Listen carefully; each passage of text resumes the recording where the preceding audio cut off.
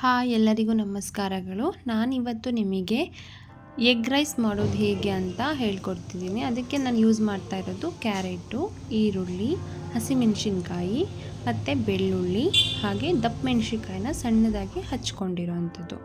ಮೊದಲಿಗೆ ನಾವು ಹೇಗೆ ಮಾಡಬೇಕಂತ ನಿಮಗೆ ನಾನಿವಾಗ ತಿಳಿಸ್ಕೊಡ್ತೀನಿ. ನಾನಿದರಲ್ಲಿ ಸ್ವಲ್ಪ 1 ಕಪ್ ಆಗೋಷ್ಟು ರೈಸ್ ತೊಗೊಂಡಿದ್ದೀನಿ. ಹಾಗೆ ಒಂದು ಪಾನ್ ಇಟ್ಟು ಅದಕ್ಕೆ ಒಂದು 2 ಸ್ಪೂನಷ್ಟು ಎಣ್ಣೆನ ನಾನು ಹಾಕ್ಕೊಳ್ತಾ ಇದ್ದೀನಿ. ಅದು ಒಂದು ಸ್ವಲ್ಪ ಎಣ್ಣೆ ಕಾದ್ಮೇಲೆ ಬೆಳ್ಳುಳ್ಳಿನ ಹಚ್ಕೊಂಡಿರೋದನ್ನ ಆ್ಯಡ್ ಮಾಡ್ತಿದ್ದೀನಿ. ಆನಂತರ ಅದಕ್ಕೆ ನಾನು ಹಸಿಮೆಣಸಿನ್ಕಾಯಿ ಹಾಗೆ ಈರುಳ್ಳಿನ ಹಾಕಿಬಿಟ್ಟು ಅದನ್ನು ಸ್ವಲ್ಪ ಕೆಂಪಗಾಗೋ ಥರ ಹಾಗೆ ಫ್ರೈ ಮಾಡ್ಕೊಳ್ತಾ ಇದ್ದೀನಿ. ಅದು ಚೆನ್ನಾಗಿ ಫ್ರೈ ಆದಮೇಲೆ ಅದಕ್ಕೆ ಸ್ವಲ್ಪ ನಾವು ಹಚ್ಕೊಂಡಿರುವಂಥ ಕ್ಯಾರೆಟ್ನೆಲ್ಲ ಸೇರಿಸ್ಕೊಂಡು ಅದನ್ನೆಲ್ಲ ಸ್ವಲ್ಪ ಮಿಕ್ಸ್ ಮಾಡ್ಕೊಳ್ತಾ ಇದ್ದೀನಿ.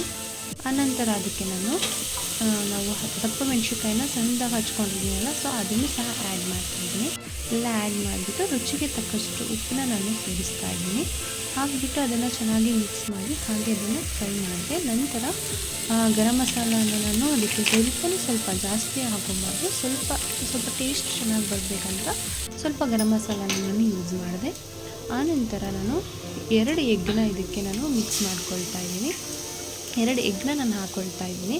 ತರಕಾರಿನೇ ನಾನು ಸ್ವಲ್ಪ ಜಾಸ್ತಿನ ಯೂಸ್ ಮಾಡ್ಕೊಂಡಿದ್ದೀನಿ, ಯಾಕಂದರೆ ನನಗೆ ಸ್ವಲ್ಪ ಎಗ್ ರೈಸಲ್ಲಿ ರೈಸ್ಗಿಂತ ನನಗೆ ತಿಂತಾಯಿದ್ರೆ ತರಕಾರಿ ಜಾಸ್ತಿ ಸಿಗಬೇಕು. ಹಾಗಾಗಿ ನಾನು ಮನೇಲಿ ಏನಿತ್ತು ನಾನು ಅದನ್ನು ಯೂಸ್ ಮಾಡಿ ನಾನು ಮಾಡ್ತಾ ಇರೋವಂಥದ್ದು.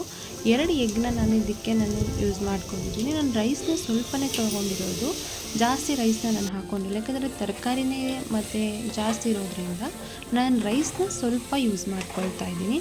ಇದನ್ನು ಹಾಗೆ ಸ್ಲೋ ಫ್ಲೇಮಲ್ಲಿ ಇಟ್ಕೊಂಡು ಚೆನ್ನಾಗಿ ನೀವು ಅದನ್ನು ಹುರ್ಕೊಳ್ತಾ ಹೋಗಬೇಕು. ಇದು ತುಂಬ ಈಸಿ ಆಗಿ ಮಾಡ್ಕೊಳ್ಳೋವಂಥ ಒಂದು ರೆಸಿಪಿ. ಯಾರೆಲ್ಲ ಒಂದು ಮನೆಯಲ್ಲಿ ಕೆಲಸದಿಂದ ಬಂದಿರ್ತೀರ, ಸುಸ್ತಾಗಿರುತ್ತೆ, ಬೇಗ ಏನು ಬೇಕಂತ ಅಂದಾಗ ನಾವು ಈ ಥರ ಎಲ್ಲ ಮಾಡಿಕೊಂಡು ತಿನ್ಬೋದು. ತುಂಬ ಚೆನ್ನಾಗಿತ್ತು. ನಿಮಗೆ ಈ ಒಂದು ವಿಡಿಯೋ ಇಷ್ಟ ಆದರೆ ದಯವಿಟ್ಟು ಸಬ್ಸ್ಕ್ರೈಬ್ ಮಾಡಿ, ಶೇರ್ ಮಾಡಿ, ಹಾಗೆ ಪಕ್ಕದಲ್ಲಿ ಕಾಣೋ ಬೆಲ್ ಐಕಾನ್ನ ಕ್ಲಿಕ್ ಮಾಡಿ. ನಮ್ಮದು ಯಾವುದೇ ನೋಟಿಫಿಕೇಷನ್ ನಿಮಗೆ ಬರುತ್ತೆ. Thank you.